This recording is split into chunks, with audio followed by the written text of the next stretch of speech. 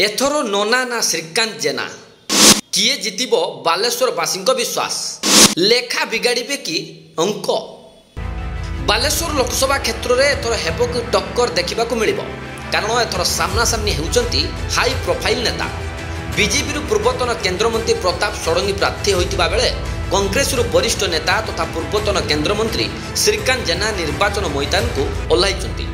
केवल एतिकी नुह यह टिकेट रेस रे लेखाश्री को बीजेडी सुजोग मिली।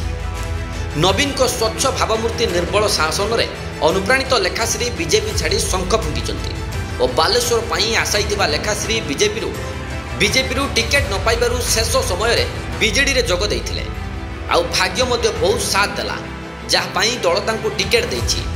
लेखांक कार्यकलाप काहारी को अछपा नाही तांको पई बालेश्वरवासी विश्वास जितिबा बहुत काठिकर पाठ हेबो बोली किंतु परिचित चेहरा और हक पाई तांकर जे रण हुंकार तांको जनता मध्य देखिचंती। लेखाश्री को यह बहुत सहयोग करिवो एहासो नवीन को योजना सबुकु नहीं लेखाश्री गाँ गाँ बुलुछंती। एथर जहाँ लगुच बालेश्वर त्रिमुखी लड़ई हेब उभय प्रताप और श्रीकांत और लेखाश्री मध्य लड़ई जोरदार हेब।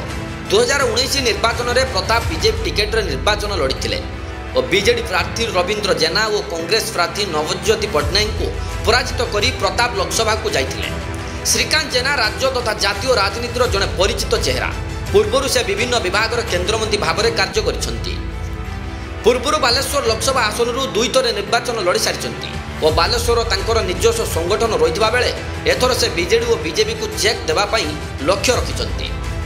बीजेडी प्रार्थी लेखाश्री बीजेपी से बीजेडी को आसी तेणु एठार से बीजेपी किसी भोट एपट सेपट करेंगे बोली आशा करा एभली हेले बीजेडी एठार भोट बैंक भल करें बोली चर्चा जोर धरती।